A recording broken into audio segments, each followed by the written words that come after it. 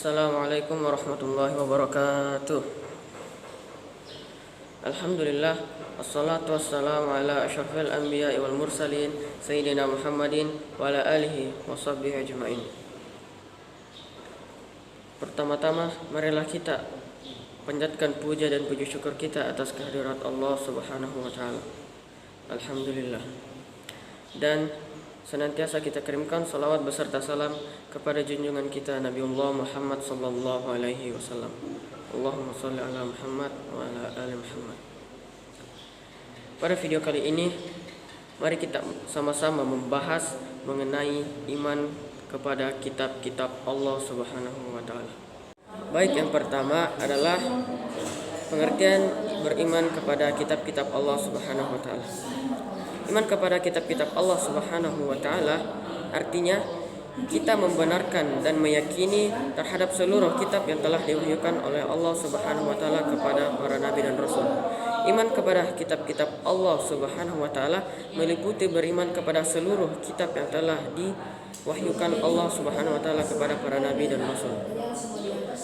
Adapun kitab-kitab yang diwahyukan Allah Subhanahu wa taala kepada para nabi ialah kitab Taurat yang diwahyukan kepada Nabi Musa alaihissalam, kitab Zabur yang diwahyukan kepada Nabi Daud alaihissalam, kitab Injil yang diwahyukan kepada Nabi Isa alaihissalam, dan kitab Al-Quran yang diwahyukan kepada Nabi Muhammad sallallahu alaihi wasallam. Namun selain dari kitab-kitab, adapun suhuf-suhuf atau wahyu Allah Subhanahu wa taala yang berbentuk lembaran-lembaran. Adapun penerima dari suhuf-suhuf ini ialah Nabi Idris alaihissalam, Nabi Adam alaihissalam, Nabi Syeds alaihissalam, Nabi Ibrahim alaihissalam, dan Nabi Musa alaihissalam. Yang kedua ialah isi pokok dari kitab Allah Subhanahu wa taala. Yang pertama ialah akidah. Akidah adalah bagaimana cara kita menegaskan bahwa Allah lah satu-satunya Tuhan yang berhak kita sembah. Allah lah juga satu-satunya tempat kita meminta segala sesuatu. Dan yang kedua ialah akhlak. Akhlak adalah bagaimana cara kita bertindak ataupun bersikap kepada Allah Subhanahu wa taala dan sesama manusia. Yang ketiga ialah syariat. Syariat adalah ketentuan dalam kehidupan yang berupa larangan dan perintah bagi umat manusia. Yang keempat ialah janji. Di keempat kitab ini Allah Subhanahu wa taala menjanjikan pahala dan ancaman siksa bagi umat manusia. Yang kelima ialah kisah. Di keempat kitab juga ini terdapat beberapa kisah seperti kisah umat pendahulu dan ilmu-ilmu yang masih dapat dikembangkan oleh manusia. Yang ketiga ialah isi pokok dari kitab Zabur, Injil, Taurat, dan Al-Quran. Yang pertama adalah kitab Zabur. Kitab Zabur mengandung pujian-pujian kepada Allah Subhanahu wa taala, doa, permohonan serta pendidikan moral. Yang kedua adalah kitab Injil. Kitab Injil menyampaikan kehidupan dan ajaran Yesus, konsep keselamatan dengan iman, serta pentingnya kasih dan pengampunan. Yang ketiga ialah kitab Taurat. Taurat berisi hukum dan peraturan termasuk 10 perintah, sejarah umat Israel, dan ajaran moral. Dan yang keempat ialah kitab Al-Quran. Al-Quran menekankan tentang keesaan Allah atau tauhid, ajaran moral dan etika, kisah para nabi, serta hari kiamat dan tanggung jawab individu. Dan yang keempat ialah bagaimana cara kita beriman kepada kitab-kitab Allah Subhanahu wa taala. Cara yang pertama ialah meyakini dengan sepenuh hati.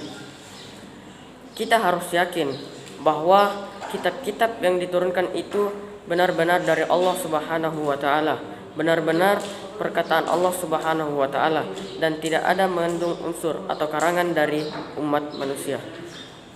Yang kedua ialah membenarkan terhadap kitab yang telah diturunkan. Nah, kita sebagai umat manusia harus percaya bahwasanya peristiwa diturunkannya kitab-kitab kepada para nabi dan rasul itu memang benar-benar terjadi. Kita harus meyakininya bahwa peristiwa-peristiwa tersebut benar-benar terjadi. Dan yang ketiga ialah memahami kandungan kitab Allah Subhanahu wa taala.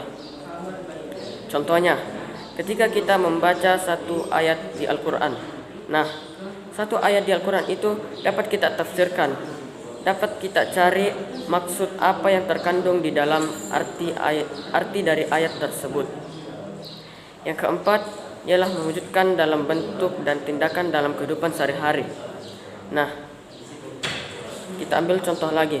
Contohnya kita membaca satu arti dari satu ayat Al-Qur'an. Nah, artinya itu mengandung bagaimana cara kita berhubungan antar sesama. Nah, kita telah mengetahuinya, maka sepatutnya lah kita untuk mengimplementasikannya dalam kehidupan sehari-hari.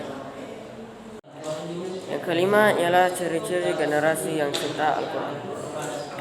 Ciri-ciri generasi yang cinta Al-Quran meliputi aktif dalam membaca Al-Quran, senantiasa berusaha untuk menghafalkan ayat-ayat Al-Quran, memahami makna dan tafsirnya, serta mengaplikasikannya di dalam kehidupan sehari-hari. Generasi cinta Al-Quran menunjukkan kasih sayang kepada sesama sesuai dengan nilai-nilai yang terdapat di dalam Al-Quran, rajin berdoa dan berzikir, serta terlibat dalam kegiatan keagamaan. Selanjutnya adalah yang keenam atau yang terakhir, yaitu hikmah beriman kepada kitab-kitab Allah Subhanahu wa taala. Yang pertama ialah mengetahui perhatian dan kasih sayang Allah Subhanahu wa taala terhadap para hambanya dengan menurunkan kitab kepada umat manusia sebagai petunjuk. Dengan adanya kitab-kitab yang diturunkan Allah Subhanahu wa taala, maka kita dapat mendapatkan petunjuk dari kitab-kitab tersebut, seperti petunjuk dalam kehidupan, petunjuk dalam berhubungan sesama manusia, dan petunjuk dalam beribadah kepada Tuhan. Yang kedua ialah mengetahui syariat dan pedoman hidup yang diperintahkan oleh Allah Subhanahu wa taala. Seperti yang kita ketahui bahwa syariat adalah ketentuan dalam kehidupan yang berupa perintah ataupun larangan bagi umat manusia. Nah, dengan adanya beberapa kitab yang diturunkan oleh Allah Subhanahu wa taala, kita dapat mengetahui bahwa inilah yang dilarang dan inilah yang sepatutnya kita kerjakan. Dan yang ketiga ialah hidup menjadi lebih terarah dan tidak tersesat dalam menjalaninya. Maksudnya ialah dengan adanya kitab Allah Subhanahu wa taala, kita mendapatkan beberapa petunjuk. Nah, dengan beberapa petunjuk tersebut kita tidak akan tersesat. Kita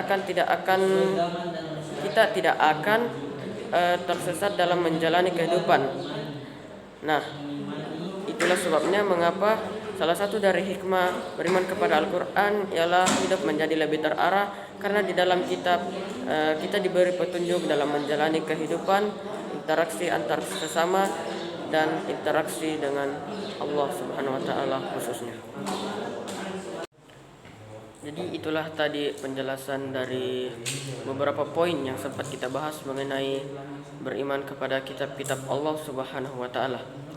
Mungkin itu saja yang bisa saya jelaskan pada video kali ini. Mohon maaf bila ada kesalahan. Wassalamualaikum warahmatullahi wabarakatuh.